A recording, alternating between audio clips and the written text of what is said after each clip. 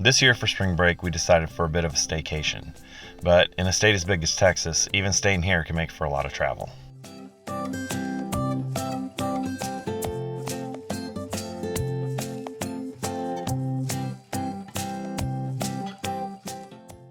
We started off the week by camping at Garner State Park.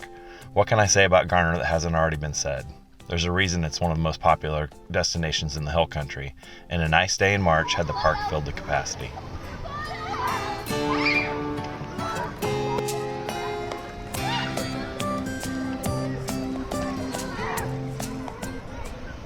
This isn't very conducive to getting away from it all, but Dad and I were able to kayak up the river and get a little fishing in away from the crowds.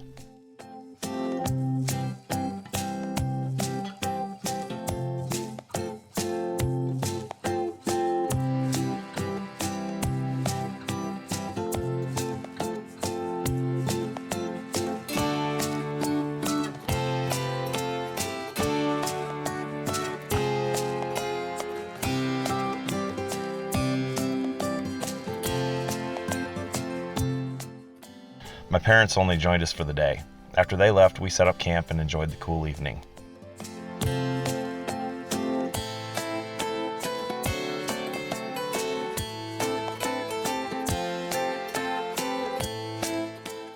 We did not hike Old Baldy, but it wouldn't be a trip to Garner without attending the nightly dance.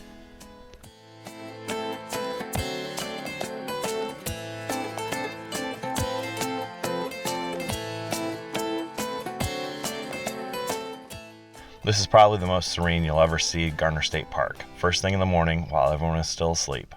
It still didn't help me catch any fish, but at least it was peaceful.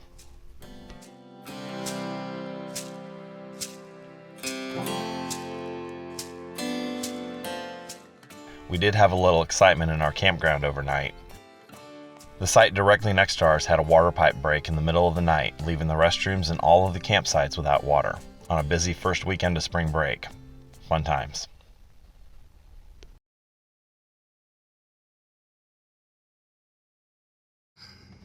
This is my dad.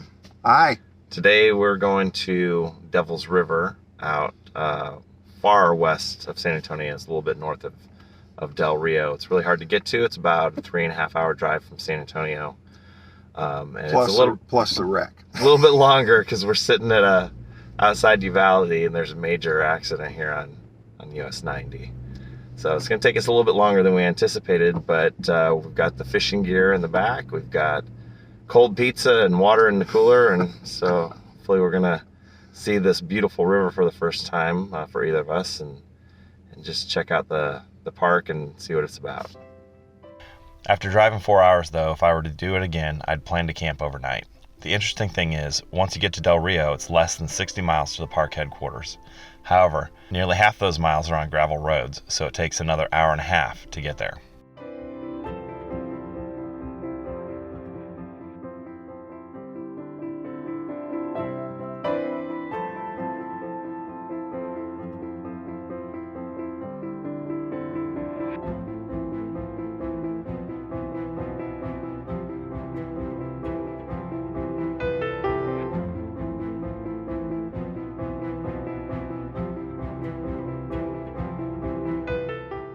Once you get to the park headquarters, it's another 5 miles down more gravel roads to get to the parking area for the hike to the river.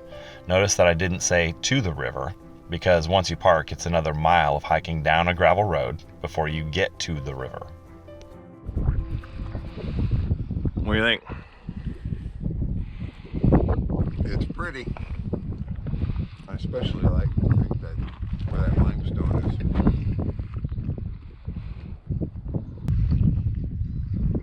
Some pizza for lunch. We're about to hike a mile down to the river. Packing our fishing gear in the wagon. I don't know how well that's going to work. We're going to find out. And don't get me wrong, I'm not complaining. I knew all of this before I decided to make the trek to the park. Just know, if you're going to visit the Devil's River, plan on a lot of driving and a lot of walking.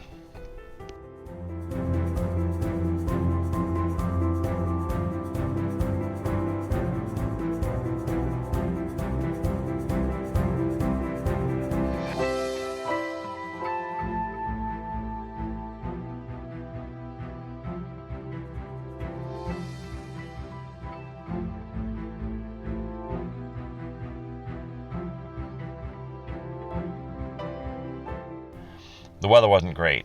In fact, we were in long pants and long sleeves all day. The wind was howling, definitely very different from earlier in the week.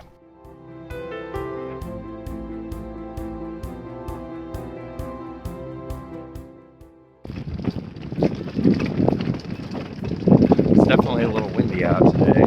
What's that? It said it's windy. Blew my hat right off. Yeah, mine looks like a, I don't know what to call that. At least it hasn't blown off my head yet. I'm actually thankful that it was cool though, and we didn't have to make the hike to and from the river in 90 to 100 degree heat.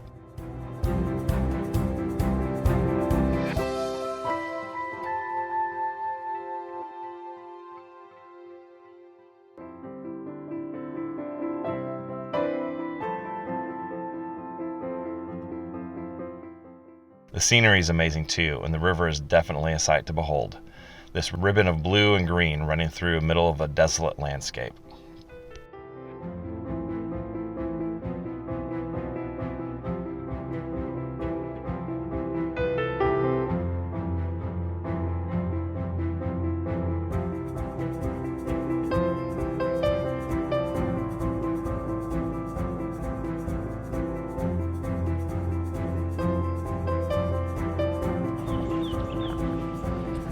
Nice.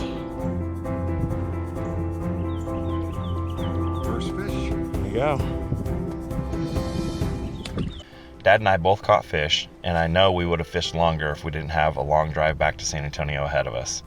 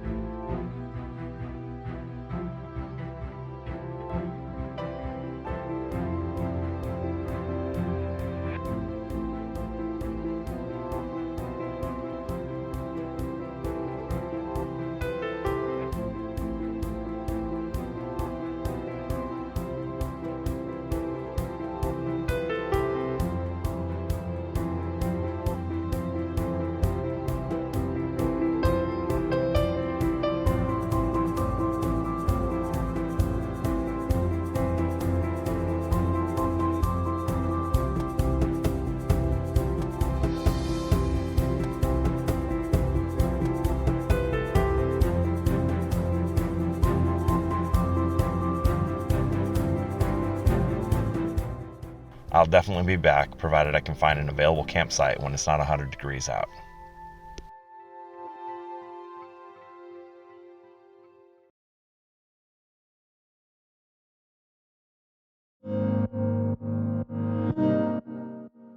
The last trip we made over spring break was to our old standby, Padre Island National Seashore.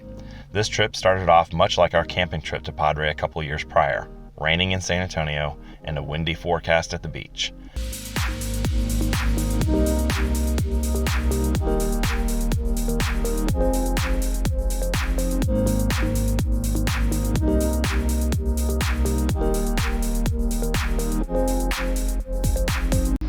Well, this is not the windiest it's ever been, but it's right up there, and there's a coastal flood warning for today. The tide hasn't even come all the way in yet, and the water's already up to tire tracks for most people coming in. So we're gonna keep an eye on it, see how much further it comes up, and we may have to leave the beach a little early today, unfortunately. There were also overnight thunderstorms in the forecast, so we decided on a hotel room instead of beach camping this go-round. Typically, when the water gets this high, they'll close the beaches to traffic, but we were allowed on the beach with just a warning that we needed four-wheel drive no matter where we were going. We didn't have to drive very far to get away from the crowds, which made the girls happy since they were able to get in the water instead of having to sit in the truck for another hour.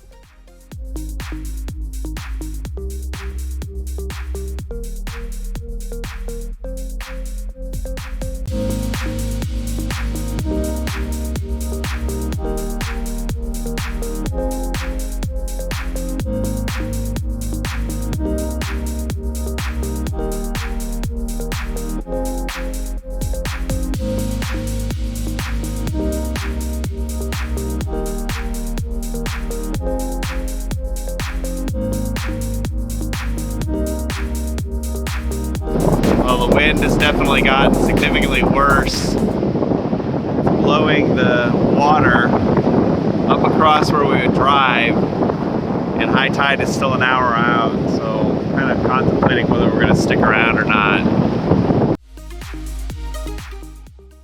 The wind steadily picked up over the next couple hours and continued to drive the water almost up to the dunes. The sea was angry, so no one ventured out very far, but being at the beach is always fun, no matter how much time we spend in the water.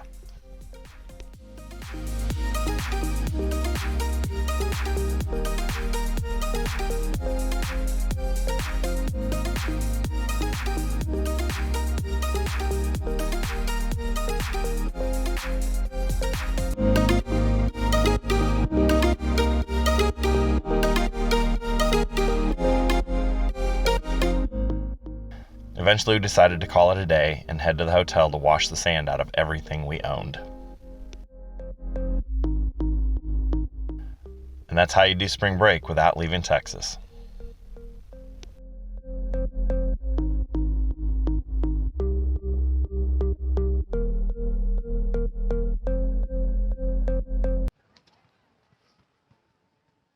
Hey guys. Welcome back to the channel. Welcome back to the channel.